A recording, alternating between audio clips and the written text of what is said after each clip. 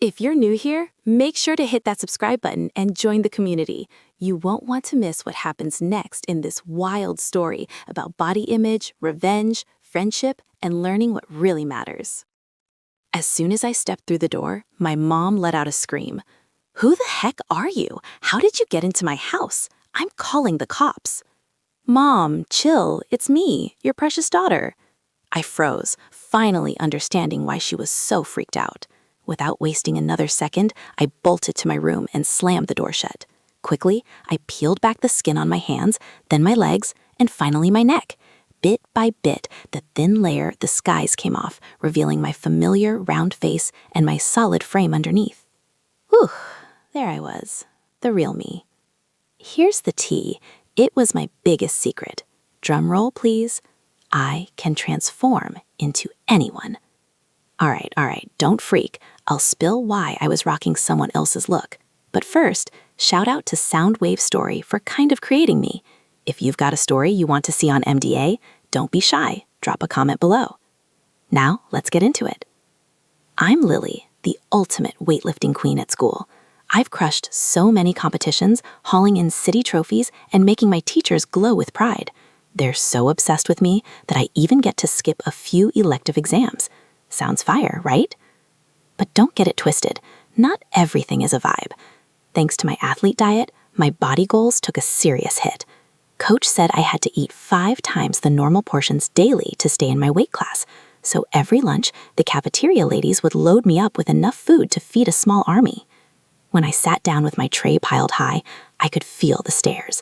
Some clueless classmates couldn't help but whisper, "Is she really going to inhale all that? Did she even chew? That's like my fam's groceries for a week." Yeah, those comments kinda stung.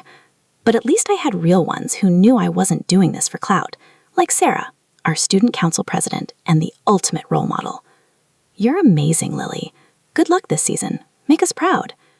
Encouraging words like that could instantly lift my mood. I shrugged it off and polished off my entire meal like a champ. But after lunch, I hit the restroom and overheard Sarah gossiping with her squad. "She's like a black hole, sucking in everything. No wonder she's, huge." "For real? Does she even look in the mirror?" I felt a lump in my throat but stayed quiet. Then Chloe, my math buddy, stepped out of a stall. "Y'all talking trash about Lily? Dragging people doesn't make you look cute." Boom. Sarah and her crew went dead silent. I smiled, thinking Chloe was actually sticking up for me. But it is kind of funny, right?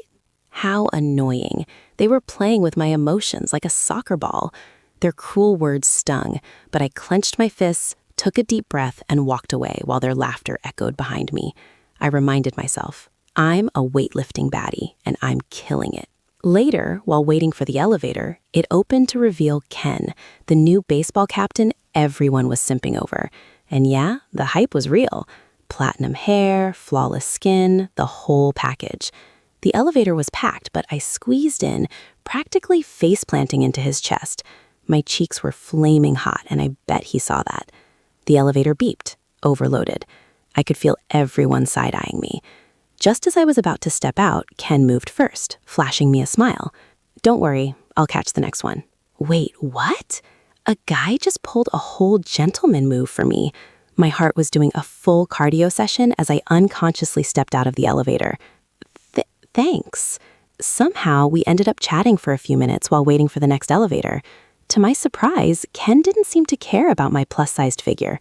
We actually hit it off, especially when we got into a discussion about sports. But before I could catch feelings, reality smacked me in the face. Ken was with Sarah and Chloe. The 3 of them cruised past me in Sarah's flashy BMW convertible, moving just slow enough to twist the knife. I only stepped out to avoid standing next to her, and she thinks I'm into her. But messing with her a little was kind of fun. I felt sick to my stomach. I couldn't believe I almost fell for him. Turns out he was just as cruel as the rest of them. Back home, my cousin was showing off her epic Halloween disguises. Seriously, she's like a cosplay wizard, like Rem from Detective Conan. That's when a dark idea hit me. I spilled the tea about Sarah, Chloe, and Ken, and pitched my plan. Look, I'm not here for your villain arc, okay? Promise you won't take it too far. If you get caught, it won't end well. At that moment, I didn't think that far ahead. That's how I ended up with this magical wardrobe, my ultimate glow-up tool. Each outfit even comes with a voice changer. Armed with these, I was ready to clap back. Watch your backs, kids. First target was Ken, of course, Mr. Popular, captain of the basketball team with a fan club of thirsty girls. I started catfishing them using his face, setting up dates and watching the chaos unfold. My first date as Ken was a banger. I set it up with the school's top Instagram baddie at a cozy little cafe. Safe to say, she was totally vibing with me. I mean, Ken. Halfway through, I excused myself to the restroom and ghosted. But I wasn't done. Next stop was the park for date number 2. Feeling like a con artist extraordinaire, I smirked. The night was young, and I had a string of dates lined up until midnight. The next morning, the school was buzzing. Ken, clueless as ever, strutted across the courtyard while the girls chattered about their dates. That's when Instagram baddie made her move, draping herself around Ken's neck and planting a loud smooch. His face was priceless with pure shock. What the heck are you doing? Ken's my boyfriend. A dozen other girls had jumped into the fray, all competing for the coveted title of Ken's girlfriend, while his face twisted into a mix of panic and sheer cluelessness. Just when things hit their peak, all the girls turned on him, screaming, "You played us, Ken." Wait, I didn't. What's going on? Shut up. Women's jealousy waits for no one. They chased Ken across the courtyard until a teacher hauled everyone to detention. Ken's downfall deserved a chef's kiss. Now on to Sarah, the queen bee and student council president. Disguised as Sarah, I reached out to the school's notorious troublemakers. The key was to make sure she was spotted secretly buying the final exam answers for the upcoming tests. It didn't take long for the rumors to spread like wildfire. Just as I'd planned, the student council president buying test answers? That's wild. The scandal blew up faster than a viral TikTok. Sarah got summoned to the principal's office. Time for me to eavesdrop. This is ridiculous. If I were buying answers, you think I'd be dumb enough to do it myself? I'd at least hire someone. Not bad. She wasn't just a pretty face. Someone's framing me, and I'm not going down for it. Regardless, the rumors are everywhere. To protect the school's integrity, you're losing your council position. Her face fell. That title was her whole identity, her pride. Now they were all gone. The once untouchable Queen Bee had fallen. With Ken and Sarah taken down, it was time for Chloe, the mean girl whose entire self-worth was tied to her looks. My revenge had to be iconic.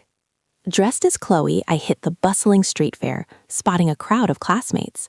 I made my move. First, I dunked my head into a trash can like I was searching for buried treasure. The stench was disgusting, but hey, sacrifices must be made. The crowd gasped. Laughter followed. Perfect. Next, I saw a kid licking his ice cream. Without a second thought, I swooped in, took a massive bite, and strolled away. The kid instantly burst into tears. Onlookers were shocked, snapping photos and whispering louder. Then I grabbed a handful of sausage messages from a street vendor and walked off without paying, blowing her a cheeky kiss as she yelled after me. Mission accomplished. The next morning at school, Chloe was nowhere to be seen. Only Sarah and Ken huddled together in the cafeteria, both looking utterly miserable. For a moment, guilt crept in. Had my revenge gone too far? But they deserved it, right? After everything they'd put me through? Still, despite trying to convince myself everything was fine, I couldn't shake the emptiness. The whispers about my appearance had finally stopped, but so had my usual energy. I couldn't even finish my lunch, and my strength and focus were slipping. Even Coach was getting fed up with my sluggish performance. About a week later, as I picked up my soup in the cafeteria, someone hurled an apple onto my tray, splattering food everywhere. I shot up, ready to throw hands, but everyone just stared wide-eyed. I couldn't tell who had done it. Who threw that? Don't hide now. You sure you want to do this? If you get caught, it won't end well. Panic set in. Was this karma? I bolted out of the cafeteria, only to run straight into a group whispering. Lily was pretending to be Sarah at the fair. Meanwhile, the real Sarah was across the street. Chloe pulled the CCTV footage. There's proof. Someone impersonated her. And someone saw Ken sneaking out of Lily's house. Suspicious, right? It was Lily. She set them all up. My heart pounded. They knew. Everyone knew. I couldn't face them. The shame, the glares. I couldn't handle it. I skipped school, even missing the weightlifting competition. My revenge, once a source of pride, had turned into a massive, gut-wrenching mistake. I thought I'd never see them again, but one afternoon on my way home, there they were, Ken, Sarah, and Chloe, standing together. Panic gripped me. I tried to slip away, but they'd already spotted me. They walked up calmly, stopping just a few feet away. "I'm sorry. Let's talk." I thought they'd drag me to some sketchy back alley, but no, they took me to McDonald's. Fried chicken. Was this a joke? Chloe picked up a drumstick and took a big bite. I was floored. The girl used to live on smoothies and kale. I barely touched this stuff before, always worried about my figure. Funny thing is, after those pictures of you as me went viral, people called me gorgeous even while stuffing my face with hot dogs. Weird, right? But hey, they're not wrong. I'm cute no matter what. And I wasted so much time playing the perfect student everyone expected. Thanks to you, I'm finally free of the student council president grind. Same here. Ever since that fiasco, the girls stopped swarming me. Honestly, I'm relieved. Girls, not really my type. So, thanks, Lily. And sorry, by the way. Sorry, by the way. I stared at them, stunned. I didn't expect this. Somehow, everything had flipped for the better. Oh, and don't stress. The principal wants a word with you. Time to come back to school. The next morning, I sat across from the principal. I felt way less nervous after last night's heart-to-heart with the trio. "Lily, what you did was wrong, no doubt about it. But you've brought pride to this school through your weightlifting achievements. If you're willing to change, we're ready to forgive."